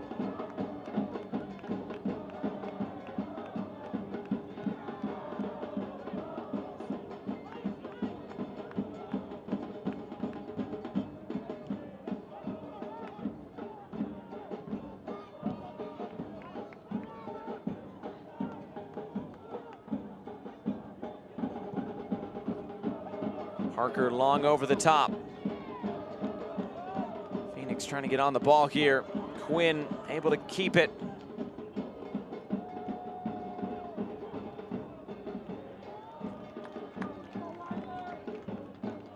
Chaston making the run down the right. He'll use his pace. Chaston turning Sawahi around, and he earns Phoenix Rising a corner kick. Good work there by the youngster. I'd like to see more of him. He's having himself a night, Channing Chaston. And the debut in the back five, that is Phoenix Rising. The right-hand flank has been very dangerous all night long.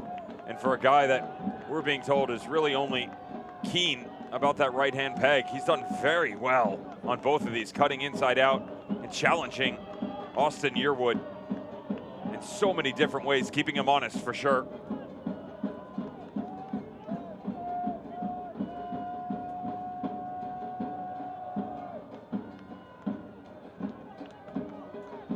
Aiden Quinn,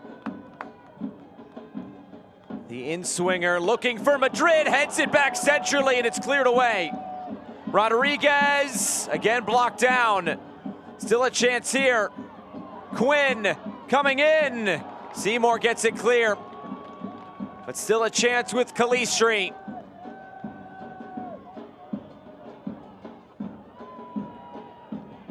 Chaston service. Headed back into the middle. Chance here for Phoenix, and now the whistle will come for offside.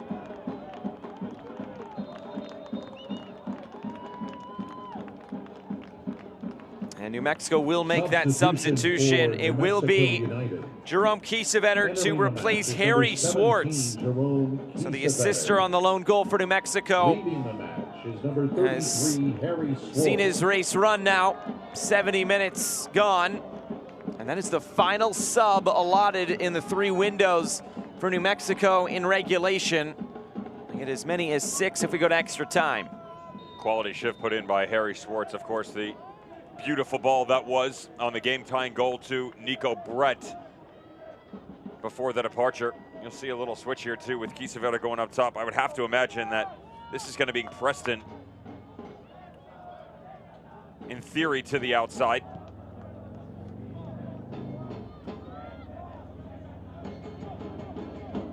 Here's Kiesewetter. Scored a brace in the second round match against the Las Vegas Legends.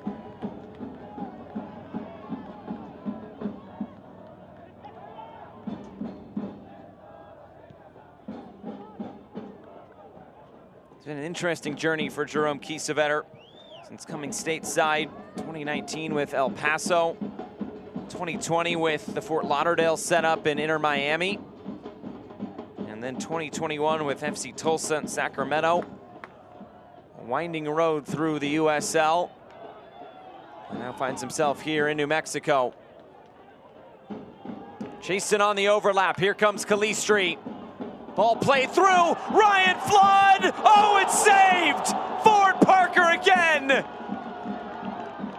doing his best Ben Lute impersonation. How? How does he get to it? Is the first question. Ford Parker, his debut. Look at all the real estate. Actually slips on the recovery run, trying to plant the foot in. And Ryan Flood, known for that left peg of his and the strikes from distance. All he needs is placement, goes for power, and gets it wrong.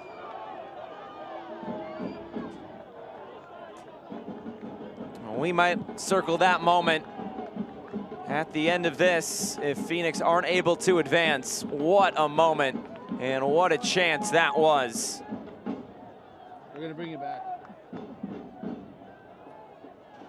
Free kick happened before the ref was ready.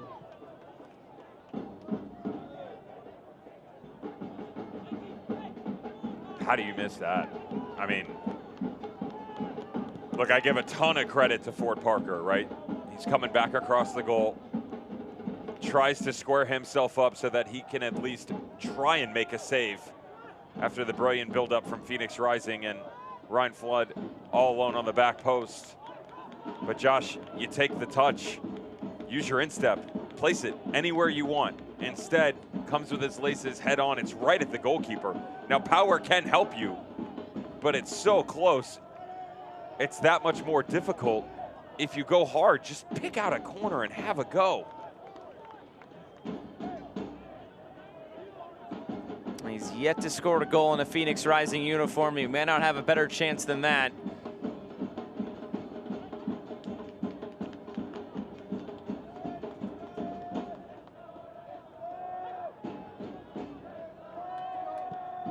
Quinn, oh, he was taken down right as he let that pass go. Maybe the referee trying to play advantage, or not. Hurst lunges in, and now a talk here with the referee.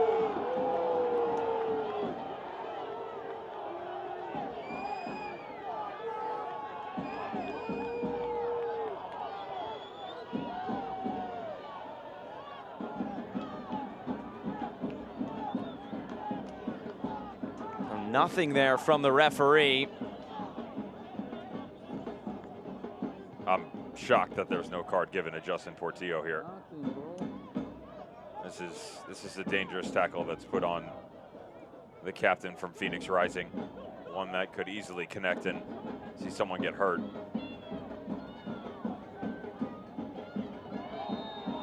Quinn thought he got that one clean as Azira goes down. Go back and look at that last challenge, though. We'll go to the first one as the ball comes back across. Azira's actually got a high elbow, and watch this. I mean, break someone's ankle with a studs up challenge. He doesn't connect, which is a good thing. At least not as heavy or as bad as it could have been. Aiden Quinn and Alan Martinez still talking right as he blows the whistle. 15 minutes to go. Just 3 matches still going on in this US Open Cup third round. This is the only one level.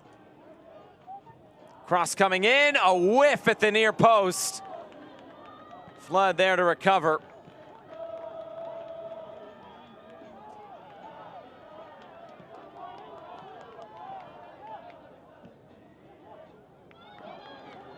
Now striding forward again. Seymour. Deflected ball in the side netting. It'll be a corner kick for New Mexico. Who do you think feels more confident to grab a goal here? At this point in time, I'm actually leaning towards New Mexico. Yeah. Just the momentum has swung their direction for sure. Also, with the new faces coming on, everybody's sort of become reinvigorated here. Preston coming over to the right flank. He's playing a higher line. It puts more emphasis on Lexi Sawahi, but they've just pivoted the back three that way, so they've set themselves up defensively where there's not as much pressure. I still think that,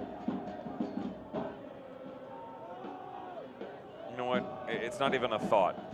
It's knowledge. They've got to find a way to get Chris Weehan in this game. He's too quiet. Portillo in towards the near post. The possession 60-40 at this point. I know Phoenix isn't too content on having a ton of the ball, but 40%, that's not a ton. Oh, it's also not like the chances that have come have been super threatening, though, against them. Right, a lot of the balls from distance swung in. We saw the one on the near post whiffed on. Eventually, someone from United's going to get on the end of that. Zach Prince knows that his team brought enough quality on the attacking side of the ball last time out. Just unfortunate that Ben Loon had a career night. Preston taking no chances there. Good ball from Chaston on the far right.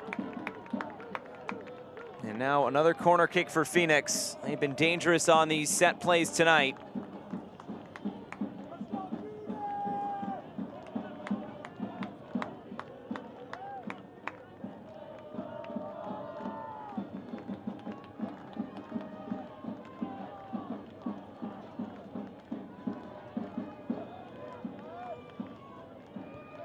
Aiden Quinn immediately headed clear as far as Calistri. Quinn again, curls it in, back post, header is down and wide. Kevin Lambert waiting, couldn't force a save out of Parker. The two countrymen locking up, and Nico Brett, the goal on one end, check this. His little turn, he gets away with one, he turns right into the path of Kevin Lambert. Good on the defender to even get one off, because it's a very difficult take.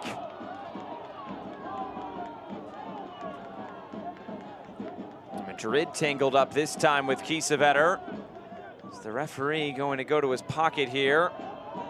Looks like he will. A yellow card issued to Manuel Madrid. A caution has been issued by the referee to Phoenix Rising FC number 3, Manuel Madrid.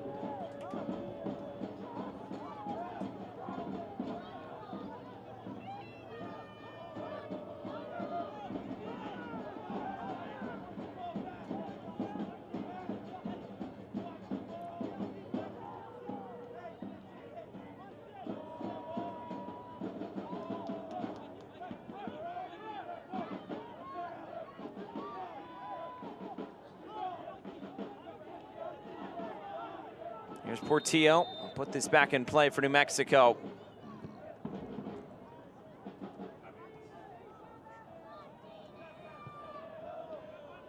Long diagonal ball for Preston off the top of his head and straight out of play.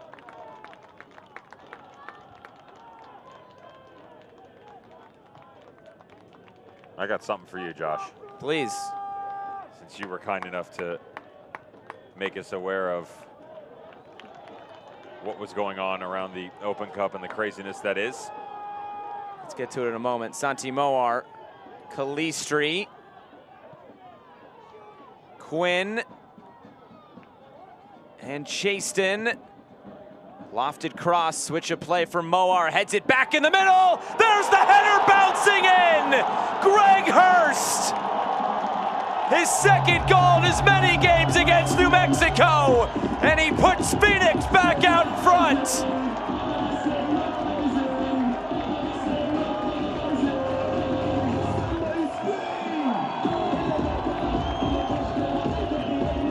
Just come on, Greg Hurst.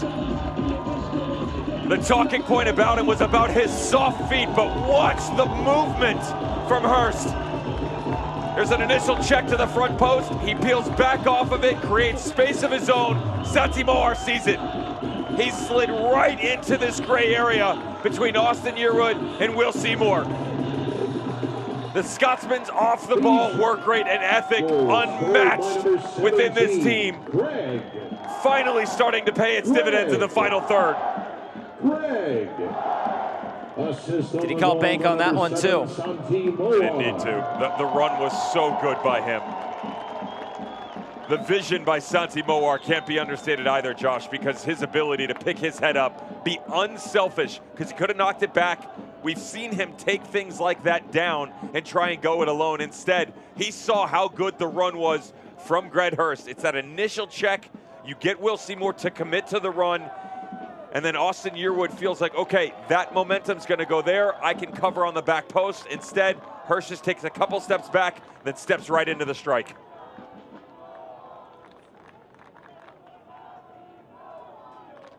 And New Mexico now come back and find a second equalizer.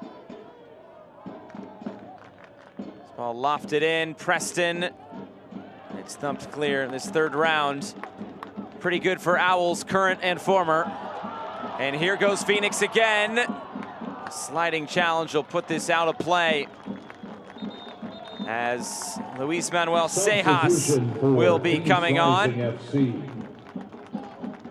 Entering the match is number 18, Luis Cejas. And replacing Channing Chaston, and the Queen Creek, Arizona native. A really solid performance out on that right side tonight. Hats off to him. He was a bright light. That's going to be a talking point for quite some time here at Phoenix Rising if he continues with performances the way he did. Manager, look at the smile. Extremely appreciative of his efforts, and why not? Let's see if they pinch Joey Calistri back now. You were going to update us. Well, prior to the fireworks, that was Greg Hurst. Century Valley Fuego are turning some heads of their own. Renato Bustamante has equalized. Oh, they are 1-1 with Sacramento Republic now.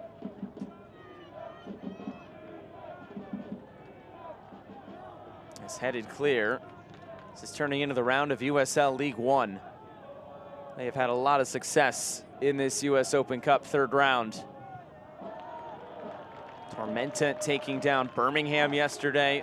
Union Omaha over the Chicago Fire. Hailstorm taking down RSL. Phoenix fans might recognize that name. He was part of that Fresno team that was just a couple of seasons back that ended the Phoenix Rising 20-game win streak.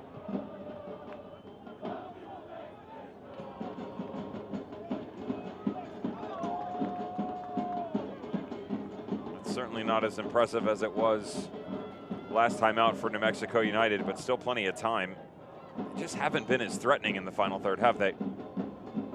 Those opportunities that seemed aplenty for Zach Prince and co.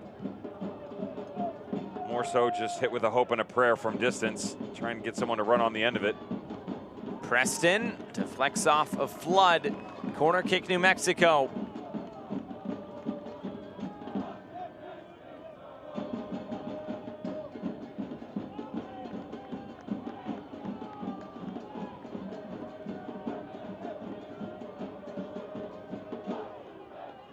Here's Portillo. Puts the ball in towards the near post. Lute is there again. Another chance. It's blocked down. How about that from Phoenix? Stays at 2-1. It's a bad, bad man once again, Ben Lute. He is the sole reason this didn't end up in favor of the visitors on the weekend. And how about the save on the near post and then the recovery? Watch Ryan Flood. Assumes the position on the back post, gets in front of it. Another chance here. It's headed away. Weehan brings it down. Preston fell down, and now Phoenix off to the races. And blocked down out of play to slow everything down by Yearwood. But again, it's Lute and Flood. Well, remember, Flood's the one who got him in trouble on the penalty. Yeah. Went right over to Ben Lute and said, "Thank you very much for helping to bail me out." And he does the same for his goalkeeper because Ben Lute's trying to make his way back across. There's a ton of traffic. He can't get to it initially, but his defender had him covered. Moar went down, but play continues on.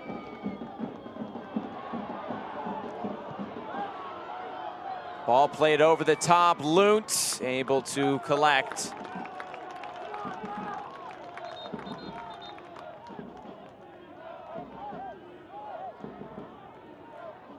Cejas down here for Phoenix.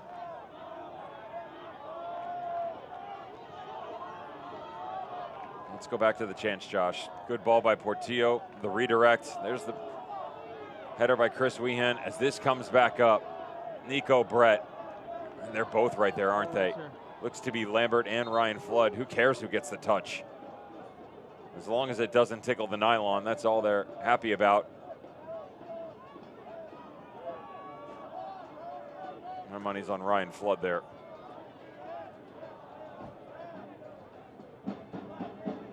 There's Ben Lute. Cheers, brother. Eye for an eye between those two.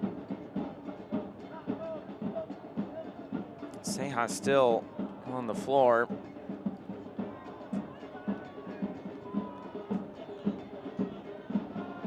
As he stands back up. Well, Orange County will see their U.S. Open Cup run end tonight at the hands of LAFC. Really strong performance from the MLS side. Of course, that other game you mentioned, Sacramento Republic, Central Valley Fuego 1-1. Potential candidate for extra time. I saw a funny tweet earlier from County Line Coalition. It's the supporters group from Orange County. They just tweeted out and said, "Don't turn on ESPN Plus." Yeah, at least on that game. Yeah. Plenty of drama around the U.S. Open Cup this evening. Be a week longer to wait in between now and the round of 32. I believe it's May, second week of May, I believe. 8 more MLS teams will come into the fold. Curious to see how the groups shake out ahead of the draw tomorrow. Phoenix fans will have a keen eye on that if they are to advance. New Mexico, whether it be them to come back in this one.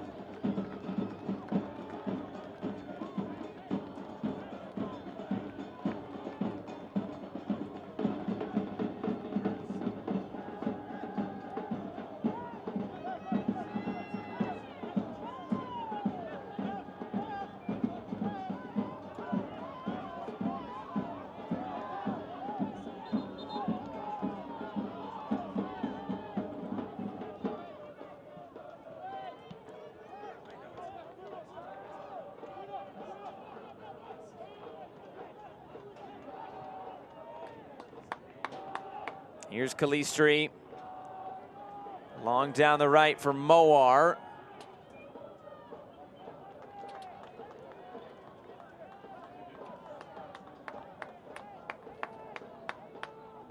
Getting down to the business end of this third round tie. New Mexico trying to avoid defeat to Phoenix yet again. They've never beat them outright, only in a penalty kick shootout. Play staying alive here. Onto the floor is Hurst. And Parker able to cover this up, getting into 3 minutes of stoppage time. Not much time left here for New Mexico.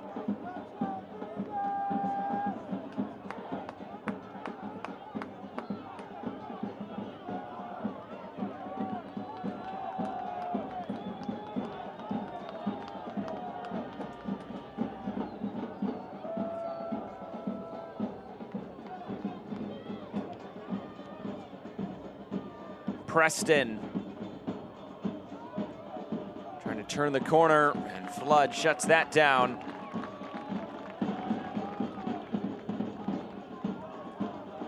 The fourth official has indicated there will be a minimum of 3 minutes of added time in the second half. Next matchup for both these teams, New Mexico heads home to take on San Antonio. Phoenix will host Miami FC. They went out yesterday in the Cup to Inter Miami in the Miami Classico. Lofted in, Lute there to punch it away. Can't be understated how important Lute has been in these 2 games over 5 days against New Mexico. Now can Phoenix put it away? Hurst all the way through for Rodriguez. He won't get there.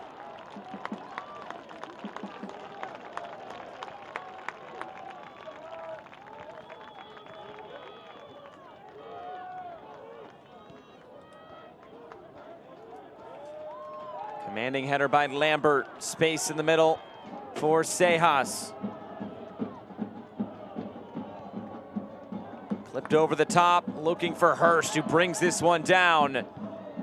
Seymour puts this out of play. It's a corner kick coming for Phoenix Rising and a substitution as well. Joey Calistri will come off and Darnell King will take his place, the last sub of the night for Phoenix. Leading the match is number 21, Joey Calistri. The opening goal was not exactly the prettiest, and it's certainly not going to be credited to Joey Calistri. But coming in, it had to be a wandering eye for New Mexico United towards the man who has seemed to be the blemish every single time they step up against each other. Quality shift for Calistri. 3 different locations on the field tonight for Phoenix Rising. Inside, outside, movements going forward. You drop into 4, you tuck him in at outside back. The value for what he brings to this team, very difficult to put into words. Maybe one more chance for Phoenix on the left foot, and this hitting the stanchion behind the goal. Maybe one more chance here for New Mexico. Well past the minimum of 3 minutes. That won't get it done.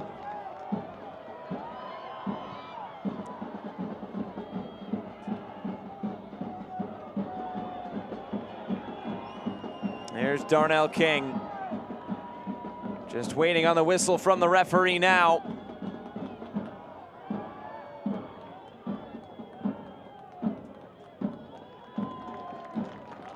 It'll be a corner kick, and Phoenix can take more time off this clock.